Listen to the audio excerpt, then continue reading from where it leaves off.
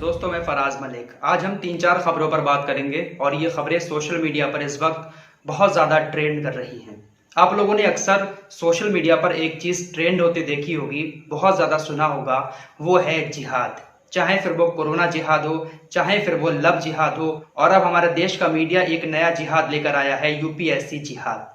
तो आज हम इसी जिहाद पर चर्चा करेंगे। इसके अलावा हमारे देश के प्रधानमंत्री श्री नरेंद्र मोदी साहब की तरफ से एक ट्वीट किया गया है, उस ट्वीट पर भी थोड़ी सी चर्चा करेंगे। तो सबसे पहले बात करते हैं कोरोना जिहाद के ऊपर। आप सभी को मालूम है कि जब हमारे देश में कोरोना आया था तो उस वक्त कोरोना जिहाद के नाम पर तबलीगी जमात को किस तरीके से बदनाम किया गया था, एक कम्युनिटी के खिलाफ किस तरीके से हमारे देश की मीडिया ने नफरत फैलाई थी।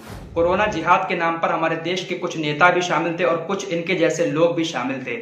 इनको तो आप पहचानते होंगे, ये हैं बबीता फोगाट। इन्होंने उस दौर में कितना जहर उगला था। कोरोना के नाम पर इन्होंने तबलीगी जमात वालों को कितना गंदा बोला था। इन्होंने कहा था कि तबलीगी जमात जाहिल जमात है और कहा था कि चीन में फैला होगा चमगादड़ से कोरोना, हमारे यहाँ तो जाहिल सुअरों से फैला है। कुछ इस तरीके के ट्वीट उन्होंने उस दौर में किए थे। अब खबर ये आ रही है कि बबीता फोगाट, इनकी सिस्टर को कोरोना पॉजिटिव पाया गया है। अब सोशल मीडिया पर लोग तंज कस रहे हैं और सवाल उठा रहे हैं कि जो बबीता फोगाट तबलीगी जमात को जाहिल जमात कह रही थी, अब अपनी बहन को क्या कहेंगी, वो कौन सी जमात में गई थी। तो दोस्तों, यहाँ से एक बात साफ समझ में आ जाती है कि ये लोग जो होते हैं सिर्फ नफरत फैलाना जानते हैं। नफरत फैलाकर अपने आप को ऊपर दिखाना चाहते हैं, अपना नाम चमकाना चाहते हैं और आपसी भाईचारे को खराब करना चाहते हैं। इस बात से आप लोगों को साफ समझ में आ गया होगा कि बीमारी जो होती है किसी एक धर्म को देखकर नहीं आती है, वो किसी को भी पकड़ सकती है। इसलिए ये जहर उगलना बंद करो।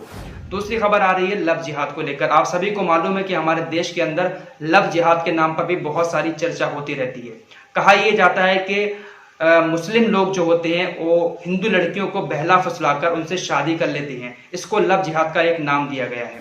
अभी पिछले दिनों में यूपी के कानपुर, मेरठ और लखीमपुर में कुछ ऐसे कांड हुए हैं जहां पर हिंदू लड़कियों ने मुस्लिम लड़कों से शादी की है, तो इसको लव जिहाद का नाम दिया गया है। तो इसी पर उत्तर प्रदेश के सीएम योगी आदित्यनाथ ने अब एक बड़ा ऐलान कर दिया है। उन्होंने अपने अधिकारियों को फटकार लगाई है और कहा है कि उत्तर प्रदेश के अंदर लव जिहाद रुकना चाहिए। अगर जरूरत पड़ी, अगर ऐसा ही सब होता रहा और ये लव जिहाद नहीं रुका, तो जल्द ही एक लव जिहाद के नाम पर हमारे उत्तर प्रदेश में जो है एक कानून लागू कर दिया जाएगा। लव जिहाद के ऊपर एक कानून बना दिया जाएगा उत्तर प्रदेश के अंदर, अगर जरूरत पड़ी तब। तो मेरे दोस्तों, मैं तो यही सलाह दूंगा कि इन सब बातों के चक्कर में आप लोग ना पड़े, ये लव शव के चक्कर में आप ना पड़े तो ही अच्छा है, क्योंकि अगर ऐसा कोई कांड आपके साथ हो जाता है तो आप बड़ी मुसीबत में पड़ सकते हैं। अब बात करते हैं यूपीएससी जिहाद पर। यूपीएससी जिहाद के बारे में आप लोगों ने 3-4 दिन से लगातार सुन लिया होगा। सुदर्शन न्यूज के सुरेश चौहान के ने किस तरीके से एक प्रोपेगेंडा बनाया था, पूरा एक टीजर लॉन्च किया था, एक शो लेकर आने वाले थे जिसमें यूपीएससी जिहाद के नाम से वो मुसलमानों को और एक कम्युनिटी को बदनाम करने की साजिश रच रहे थे। मतलब एक तरीके से समाज में जहर बनना चाहते थे यूपीएससी जिहाद के नाम पर। तो फिलहाल दिल्ली की एक अदालत ने इनके शो को ब्रॉडकास्ट होने से रोक लगा दी है। अब ये शो टीवी पर नहीं दिखाया जाएगा। तो इनके जैसे लोग ही ऐसे नए नए जिहाद लेकर आते रहते हैं, इन सब से आप लोग दूर रहें। आइए अब चलते हैं अगली खबर की तरफ। अगली खबर आ रही है जापान से। जापान के प्रधानमंत्री ने अचानक से प्रधानमंत्री पद से इस्तीफा दे दिया है।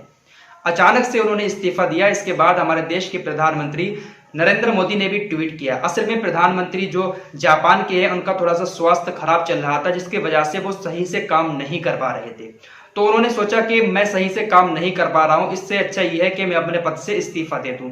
तो उन्होंने अचानक से अपने पद से इस्तीफा दे दिया और ये कह दिया कि मेरा स्वास्थ्य ठीक नहीं है और मैं ठीक से काम नहीं कर पा रहा हूं, इसलिए मैं अपने पद से इस्तीफा देता हूं। इसके बाद हमारे देश के प्रधानमंत्री नरेंद्र मोदी ने एक ट्वीट किया और जापान के प्रधानमंत्री के लिए दुआ की। उन्होंने कहा कि हमारे रिश्ते बहुत मजबूत हैं और एक फोटो भी शेयर किया जिसमें प्रधानमंत्री नरेंद्र मोदी जापान के प्रधानमंत्री के साथ बैठे हुए नजर आ रहे हैं, क्योंकि इन दोनों के रिश्ते अच्छे थे प्रधानमंत्री के और उनके संबंध काफी अच्छे हैं, काफी अच्छे दोस्त हैं।